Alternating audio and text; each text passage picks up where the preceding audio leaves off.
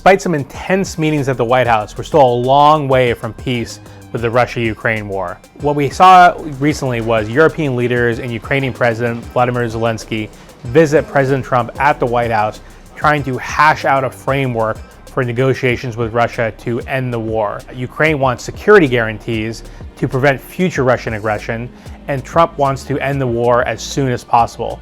This has raised a lot of questions about what the next steps would actually look like to actually resolving this conflict that's dragged on for years. Who will provide the security guarantees? What will they look like? Will they involve soldiers in Ukraine instead of a peacekeeping force? Would there be something kind of like NATO, where an attack on one is an attack on all?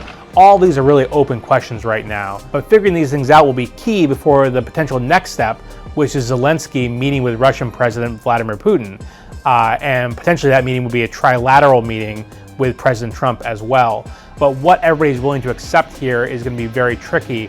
Russia wants to keep the land that it seized from Ukraine during this war, and Russia tends to feel like time is on its side. It doesn't need to reach a deal immediately. It's making slow but steady progress on the front lines. Putin does not want a ceasefire at a time when he is making that progress militarily. And of course, Zelenskyy does not want to give up the land that has been taken from his country by Russia during this invasion. So it's really a question of how they're going to break this gridlock, and what the US is willing to give to Ukraine, what Europe is willing to give to Ukraine to make it more palatable to allow Russia to keep some of the territory that has a firm grip on by now.